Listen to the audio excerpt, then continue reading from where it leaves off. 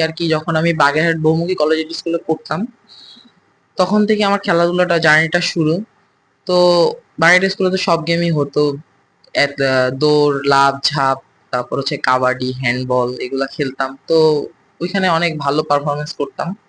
যখন আমি বিকেএসপি নামটা শুনি এক বড় ভাইয়ের কাছ থেকে, তখন আর আমি যাই বাগেরহাট স্টেডিয়ামে। তখন ওখানে আসে বিকেএসপি আর কি। তো মেনলি আমার ছিল ক্রিকেটে করার, ট্রায়াল দেওয়ার, কিন্তু ভাগ্যবশত আমার হয়নি ওইটা।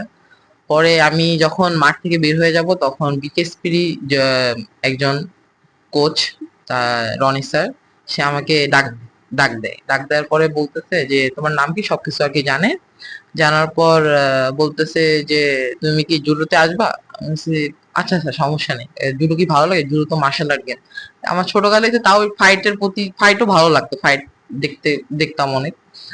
তো পরে আমি হচ্ছে ওখানে ট্রায়াল দিই। তারপর আমি 1 মাসের ক্যাম্পে আর কি চান্স পাই। 1 মাসের ক্যাম্প থেকে 2 মাসের ক্যাম্পেও চান্স পাই। চান্স পাওয়ার পর পরে ভর্তি হলাম 20 সালে। তারপর তারপর জুডোতে আর কি প্রশিক্ষণ নিই। আমার কোচ আবু বকর সিদ্দিক স্যার ছিল তখন, আর ফারহানা হালিম নাইস ম্যাডাম ছিল। তখন ওনাদের কাছ থেকে আমি প্রশিক্ষণ নিই। প্রশিক্ষণ নেওয়ার পরে আমার ফার্স্ট যেটা আর কি গেম ছিল, সেটা হচ্ছে সিনিয়র ন্যাশনাল। তো সিনিয়র ন্যাশনাল আমি প্রথম সিলভার মেডেল অর্জন করি। তারপর তার পরের বছর হচ্ছে আবার সিনিয়র ন্যাশনাল ছিল, তো তখন আর কি আমি গোল্ড মেডেল অর্জন করি। এরকম ধাপে ধাপে করতে করতে আমি ইন্টারন্যাশনালে সৌদি আরব খেলতে গেছিলাম, অংশগ্রহণ করছি ওইখানে। তারপর আমার এইবার লাস্ট যেটা আর কি নেপালে ছিল। তো ওইখানে হচ্ছে আমি ওই গোল্ড মেডেল অর্জন করি এবং নেপালের শ্রেষ্ঠ খেলোয়াড় হই। আসলে এতটুকুই যথেষ্ট না। সামনে আরো বড় চ্যালেঞ্জিং আছে আমার জন্য। আমি আরো ভালো করতে চাই এবং অলিম্পিকের মতো জায়গায় আমি যেতে চাই, এবং বাংলাদেশের জন্য অলিম্পিক থেকে আমি গোল্ড মেডেল অর্জন করতে চাই। একজন নারী হিসাবে আমি যেটা চাই, যে তারাও খেলাধুলার প্রতি বেশি আকৃষ্ট হোক, তাদেরকেও খেলতে দেয়া হোক, যাতে আমাদের বাংলাদেশকে সবাই এক নামে চিনতে পারে এবং সবাই ভালো ভালো জায়গায় যেন যেতে পারে। আমার এই মেয়ে ছোটবেলা থেকে, মানে বাবা মারা যাওয়ার পর থেকে সে ছোট্টবেলা থেকে সে খেলায় খুব আগ্রহী। কিন্তু আমি একটা মাদ্রাসায় কোরআন শিক্ষিকা করি, তখন আমার নিজের কাছে দুর্বল লাগতো, আমার মেয়ে খেলা করবে, এটা আমার কাছে ভালো লাগতো না। আমার ইচ্ছা নাই, আমি সামাজিক ভাবে একটু চিন্তা ভাবনা করলেও মনের দিক থেকে চাই যে খেলুক, কিন্তু তারপর আমি মানুষের একটু বেশি প্রাধান্য দিই, মানুষ কি বলবে। এরপরে দেখতেছি যে না, আস্তে আস্তে সে খেলাধুলা অনেক অগ্রসর হয়ে গেছে।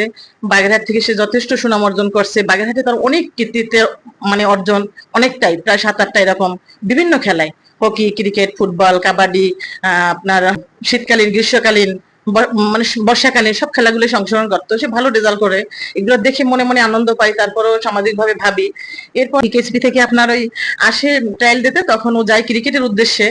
কিন্তু এরপর থেকেও যাত্রা শুরু। যাই হোক, সেখানে সে অনেক কৃতিত্ব অর্জন করছে, আলহামদুলিল্লাহ আলহামদুলিল্লাহ। তার কষ্ট আমি বুঝি, খেলোয়াড়ই না, এটা আমি মা হিসেবে কামনা করি, এবং আমি অন্তরস্থ থেকে তার জন্য দোয়া করি।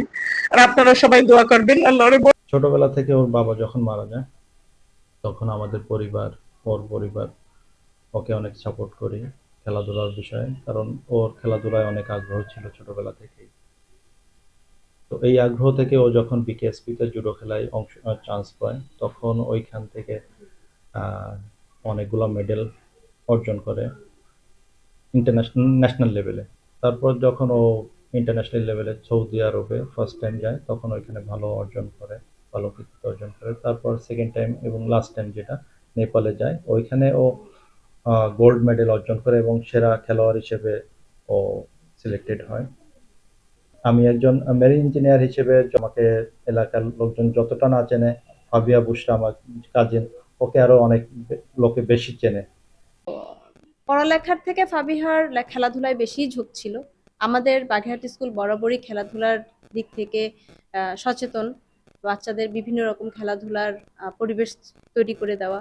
এবং আমরা যে কাজটা করতাম হলো, ক্লাসে যেসব বাচ্চাদের খেলাধুলার আগ্রহ বেশি তাদের আমরা সেই ব্যাপারে ইন্সপায়ার করতাম। পাশাপাশি বুশরার মা সচেতন ছিলেন। অনেক সময় অভিভাবক বাধা দেয়, বুশরার মা সেটা করেননি। উনি ওনার দিক থেকে আমাদের ফেস করতে হয়নি, যার জন্য বুশরা সাবলীলভাবে খেলতে পেরেছে। যেহেতু আমরা জানতাম যে ওর ভেতরে যে স্পিডটা আছে ও পৌঁছাতে পারবে, সেই দিক পর্যন্ত ক্লাস 8 পর্যন্ত এখানে পড়লো। ইহা বুশরা এবং তার ভাই ইবলাগ ওরা ভর্তি হয়েছিল আমার এখানে। এরপর থেকেই আমি বাচ্চাদের ভেতরে অন্যরকম একটা দীপ্তি লক্ষ্য করেছিলাম। খেলাধুলায় তার ছিল অনেক আগ্রহ। তো সেই হিসেবে প্রতিষ্ঠানের গ্রীষ্মকালীন শীতকালীন সকল খেলাধুলায় ফাবিহা বুশরা অংশগ্রহণ করত। তারই ধারাবাহিকতায় সে বর্তমানে নেপালে জুডো চ্যাম্পিয়নশিপে সেরা খেলোয়াড় নির্বাচিত হয়েছে। আমরা অত্যন্ত আনন্দিত, গর্বিত ফাবিহা বুশরার এই অনন্য প্রাপ্তিতে। এটি শুধু ফাবিহা বুশরার একার প্রাপ্তি নয়, এটি আমাদের প্রতিষ্ঠানের প্রাপ্তি, বাগেরহাটের প্রাপ্তি এবং বাংলাদেশের প্রাপ্তি। আমরা মনে করি প্রত্যেক প্রতিষ্ঠান যদি এক একজন ফাবিহা বুশরা তৈরি করতে পারে তাহলে বাংলাদেশ পিছিয়ে থাকবে না, বাংলাদেশ অবশ্যই বিশ্বের দরবারে মুখ উজ্জ্বল করে থাকতে পারবে। ফাবিহা বুশরা স্বর্ণপদক জয় করেছে নেপাল থেকে জুডো চ্যাম্পিয়নশিপে। এটা একটি অনন্য কৃতিত্ব ফাবিহা বুশরা।